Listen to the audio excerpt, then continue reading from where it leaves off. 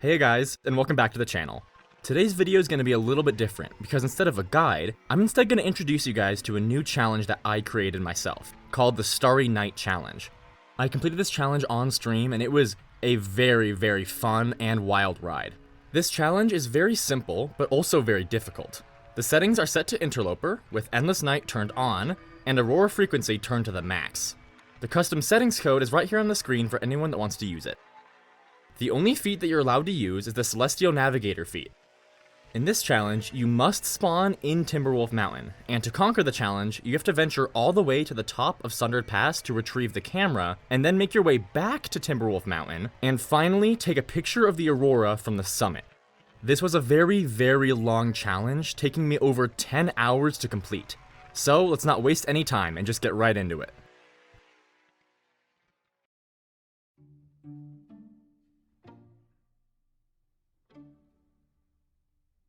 I spawn in right next to the transition cave that leads to Blackrock, and immediately started to make my way to... Let's pretend like that didn't happen.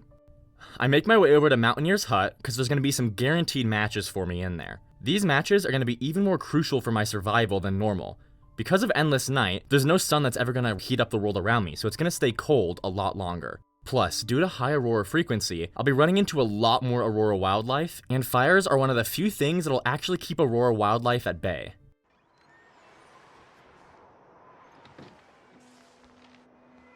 Okay.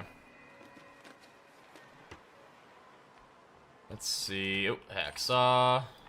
I already searched that like 2 seconds ago. Fire. I don't need a firearm cleaning kit. Matches. Oh, and more matches, holy crap. With our not one, but 2 boxes of matches, we are set up greatly to begin our journey to Sundered Pass. We can't afford to stay in one place for long because we don't have the food, and, like I explained in our interloper video, I need to keep moving to find more loot to survive. After briefly warming up in the Mountaineer's Hut and then looting the nearby fishing hut, I immediately start my way towards the transition into Pleasant Valley. Shortly after making it through that transition, I have quite the unfortunate series of events while going down this rope climb.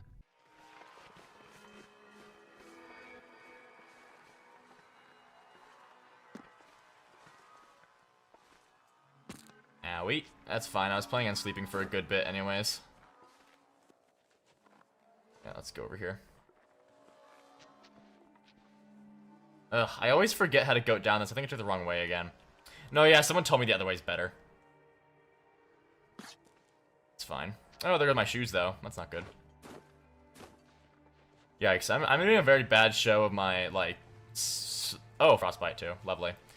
I'm doing a really bad show of my 1,400 hours in this game right now. How comical is it that basically immediately after I gloated in my interloper video about never getting frostbite, I quickly got it in this and my Bleak Inlet series basically right away. Anyways, after that lovely display, I loot Joplin's bunker, where we do luckily find a new pair of shoes to make up for the pair that I just ruined. I am very low on condition though, so before resting, I make a fire to warm up and make a bunch of water. After that, I rest up to relieve my sprains, and then run to the Misty Falls cave in hopes of finding a bedroll. Unfortunately, I don't find any bedroll, but I do find some mittens, which means that I no longer have to worry about any further frostbite developing on my hands. Departing this cave begins a long route of running through the wide open valley and making our way towards the Carter Hydro Dam, so we stop to warm up. While we warm up, I hatch a plan to try and acquire tools during our journey. Now, the nice thing would be if I find a heavy hammer before the maintenance yard, because then I could actually make tools. Or actually, also, I could... If I did want to find one after that, somehow, I could go into the Forsaken Airfield and take the cave from there instead. That's another option. As we move across Pleasant Valley, the cold chips at our condition very heavily, so I make sure to grab every stick that I can find and make occasional fires to halt condition loss. The first of these fires that I start is in the birch forest. This was a very risky decision because, while it does allow me the opportunity to collect a lot of birch bark to make teas and help restore our condition, there's also a bear that tends to roam the area, and there was currently an aurora flaring strong enough throughout the entire stay. Holy. 4, 5, that's good enough for now.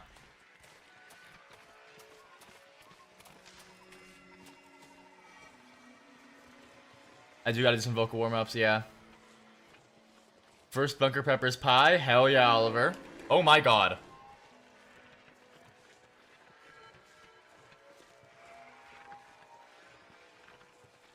scared me. Reading the chat, and then I heard a bear. It also was standing up, so I thought it was going to be charging me, but I guess not.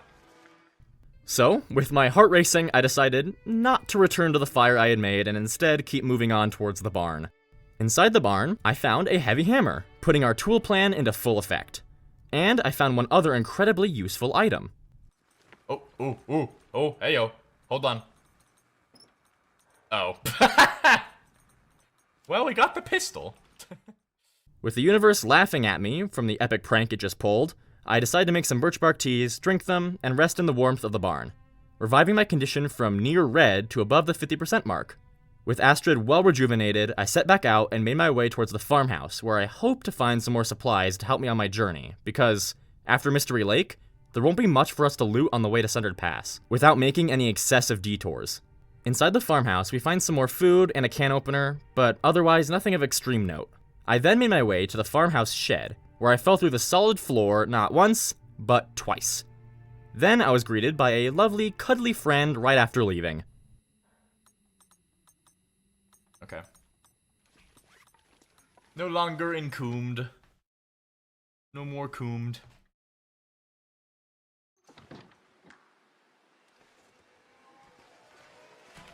Me. Jesus Christ.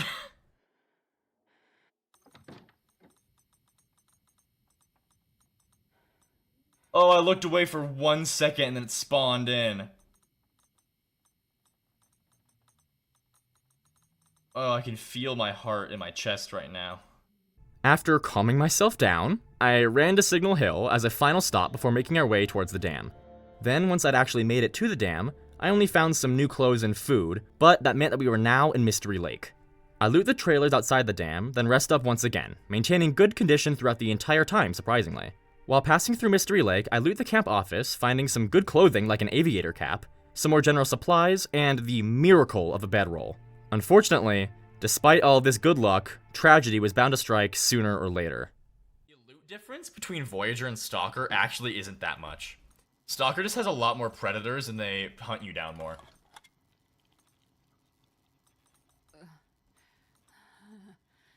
What?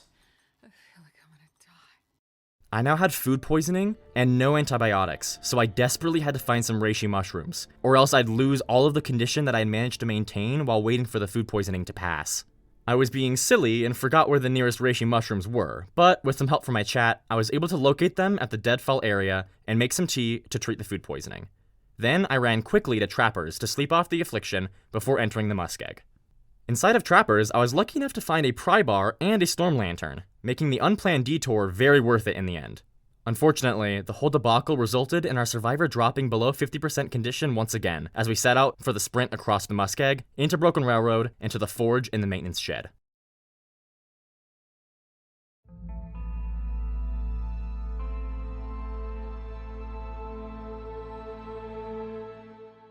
Other than the occasional blizzard that I had to wait out, the journey to the shed was a breeze.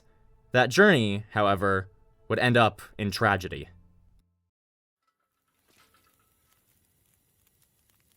148, are you kidding me? Oh, I'm about to be pissed. Seriously? Oh my god, I mismanaged that so bad. That's right. I had a lot of coal and was so confident that I had enough that I used it before maxing out the wood temperature on the fire, resulting in me being 2 degrees short of forging temperatures. No matter how much I looked, it was hopeless. No more coal would be found here, and I would be forced to delay my forging plans to the hangar and forsaken airfield. I left the maintenance shed with sadness in my brain, a sadness that I guess attracts wolves because I very quickly found myself in the first wolf struggle of the run. Lucky for me, the heavy hammer was able to scare the wolf off pretty quickly and prevent too much condition damage. I was near 25% condition though, and about to head off towards the far branch line, which has very little warm shelter, so a prolonged wolf struggle would definitely have spelt my doom. Nevertheless, I pressed on, making it through the far branch line and into Transfer Pass. The trip was not easy though. Low on food and condition, I had to scavenge for acorns and cattails before stopping to rest. And as I approached the vacant depot, it happened. I'm about to be in the red, by the way. Like, any second now I'll be hearing my heartbeat. Yep, there we go.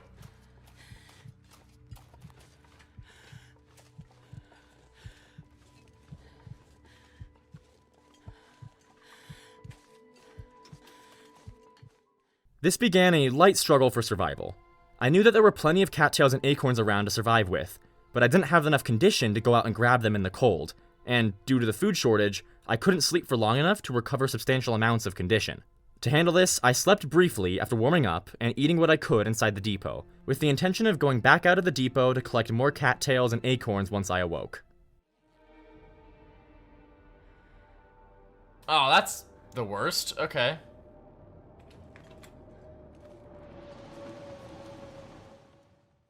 This was bad. My visibility was horrible, so I had to use my memory to navigate to where the cattails might be, and I reached freezing extremely fast. By the time I returned to the depot, I was once again in the red. But this time, I had gotten a decent amount of cattails, so I made a fire, cooked some acorns, and made some water, and at last slept for 5 hours with herbal tea to help the recovery process. When I woke up, I had gotten back up to around 20% condition, and was able to go back out to get more cattails, but this time with better weather and visibility. When I returned the final time to the depot, I'd lost a bit of condition, but successfully stayed out of the red. I warmed up, looted what I could around the depot, slept for the last little bit that I could before my fatigue bar would be full, and then I set out for Forsaken Airfield. It was a risky decision, being only at 20% condition, but it's the best one I had. There wasn't any more food for me to find around the depot, so if I stayed, I would have just starved to death, so I had to get a move on and reach the hangar quickly. The good thing is, though, is that the hangar will guarantee a very good spike in resources due to how big it is and how much loot spawns it has, even on interloper settings. Plus, it can be reached pretty quickly with some careful goading. I just had to make sure to warm up occasionally so that I could slow down condition loss on the way over. Once I arrived, I had successfully kept myself out of the red and was, at last, able to forge tools. Throughout the forging, I recovered and was able to once again surpass 50% condition before being ready to set out once again. The problem is that there's a lot of blizzards and bad weather in Forsaken Airfield, and there was one going on currently, so I had to wait for a break in the blizzards to head out. Once that opportunity presented itself, I began the trek to the cave that connects all of the far territories. Apart from one blizzard that I had to shelter from briefly, it was a fairly worry-free trip. And the same goes for the cave itself. Apart from the one indoor wolf that prowls around the frozen lake and a slight food shortage, the whole journey went swimmingly, never once dropping below 50% condition. In fact, by the time that I emerged from the cave and arrived in Sundered Pass, I was nearly at full condition, excluding, of course, the frostbite penalty. With my condition strong and the weather station just a hop, skip, and a jump away, that camera was practically within my reach. I wasted no time in moving towards the station, which, apart from having to kite around one wolf, was a perfectly peaceful journey. The weather station and surrounding buildings didn't contain any particularly notable loot, but that mattered little to me. What mattered the most was to finally, after 5.5 hours, be able to hold that camera in my hands and know that I was officially halfway there.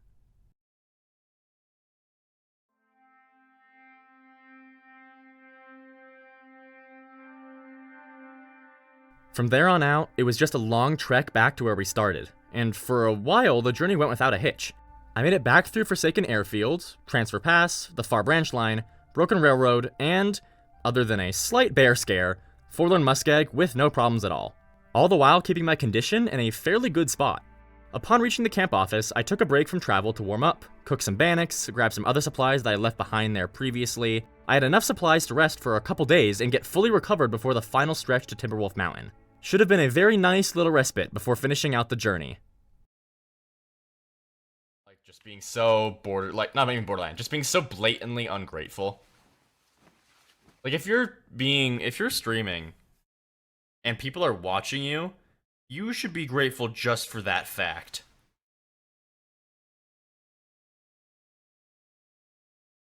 Like, wait, I just got full-on cabin fever? I was only in here for like 12 hours.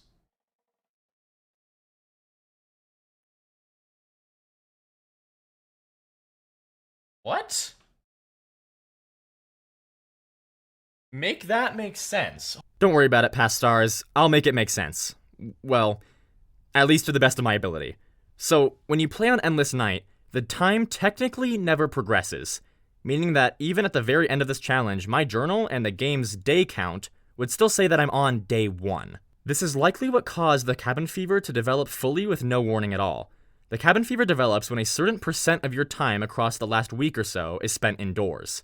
Since the game wasn't keeping track of days, I think it's most likely that the system bugged out and gave my survivor the entire affliction right away with no cabin fever risk. If any of you guys know exactly what happened or have a better guess, then please let me know down in the comments, because I am very curious.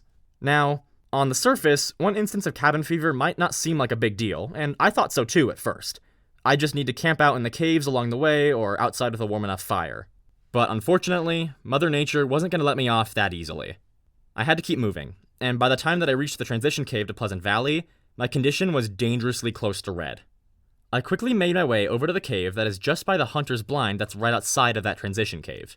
I had enough warmth from clothing that I could be warming up from just sitting in the back of the cave, so my plan was to stay there for a little bit to recover while waiting out my cabin fever. I made some more Banics in order to stay fed while I rested, but shortly after that, a blizzard hit, and a bad one. With the blizzard active, the cave got too cold to keep me warm without a fire, and the blizzard raged for a long time. I was down to the embers on my fire by the time the blizzard finally subsided.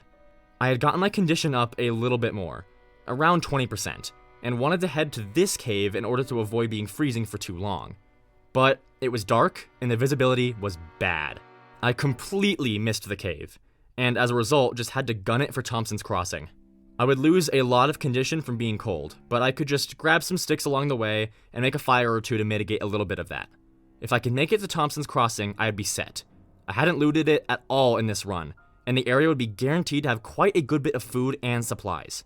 I thought that the worst was behind me, but by the time I reached this shed, I was nearly in the red again.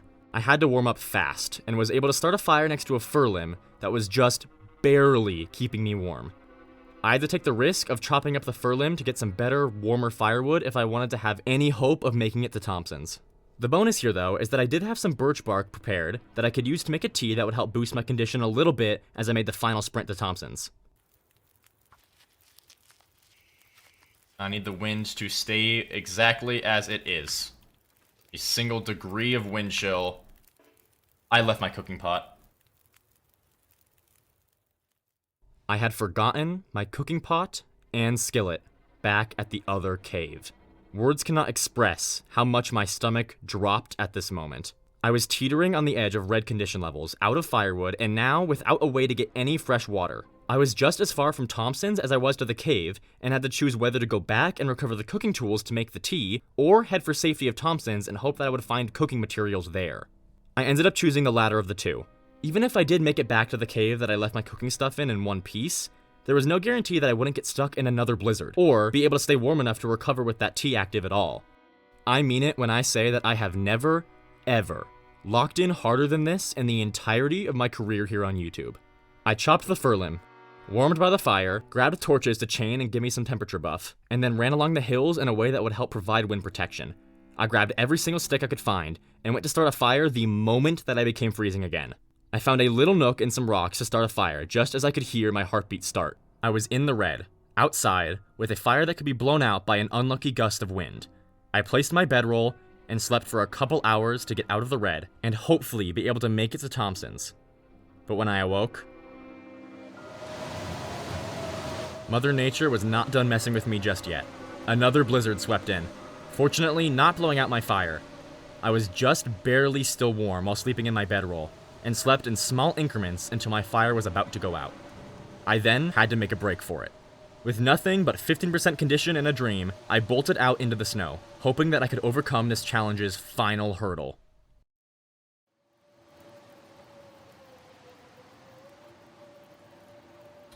Okay. God, this sucks. Okay. Thompson's Crossing. It's our only hope.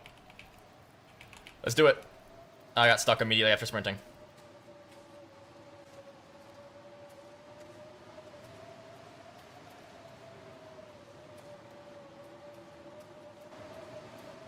My heart is pumping, dude. Oh my god.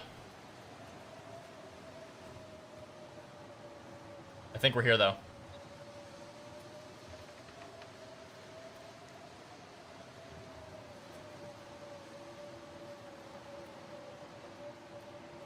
Yep. I'm gonna go for the gas station.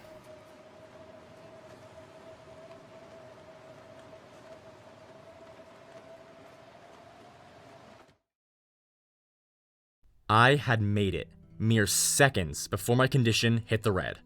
By now, my cabin fever had worn off, and the influx of food, resources, plus the grace of COD providing me with a skillet, meant I could finally take a breath.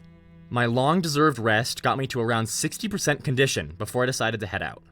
I was now replenished with food, water, firewood, and only had to follow the river upstream to find the Misty Falls cave once again. From there, it was just a small walk to Joplin's bunker, where I rested and then made the climb, finally returning to Timberwolf Mountain.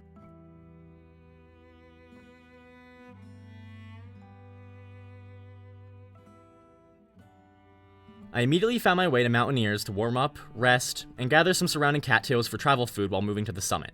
Apart from a Timberwolf pack that I had to fight off while harvesting, an inconvenient blizzard, and an Aurora wolf that would not leave me alone, the journey to the summit was fairly easy. When I set out, I was nearly at full condition. Plus, I'd be able to scavenge from the plane's cargo containers along the way, which would help provide me with food to keep me fed along the journey. The worst of the journey was truly behind us at this point. I reached the summit and waited for the Aurora to provide me with the photo op that would finish the run. But, unfortunately, a new challenge presented itself. Not a challenge of survival, no, but a challenge of mental stability. And I like an Aurora. That'd be nice. I'm ready to be done now. I did all the things. I'm good now. I would like to go. Oh good, snow. Can I please just have an Aurora? Man, oh man, what I would not do for an Aurora. The challenge ends when I take a picture of the Aurora from right here. Unfortunately, it's taking its sweet-ass time to actually give it to me. Once again, beautiful night for an Aurora. Please? Oh my gosh. I spent the last 25 minutes of my stream that day passing time, sleeping, fetching some firewood, killing a wolf with a flare gun, trying to get some extra food, and staring out over the distance, waiting for an Aurora. It was infuriating. The most frustrating part of all of it was that I barely had to worry about supplies throughout all of the waiting. As I mentioned, I did take out a wolf at one point to get some extra food, but I didn't really need to do that. It was more so just to be extra prepared, because what I got from the cargo containers at the summit provided me with so much that I literally just had to sit and wait for 25 minutes. Now, that might not seem like a long time to you, but keep in mind that at this point, I had spent nearly 9.5 hours on this challenge, and I was so ready to be done. But alas, I suppose that Mother Nature wanted to have one last laugh at me before letting me be free of this challenge. She had her laugh, I can tell you that, and eventually, the sky lit up with color once more. And just like that, the challenge was complete.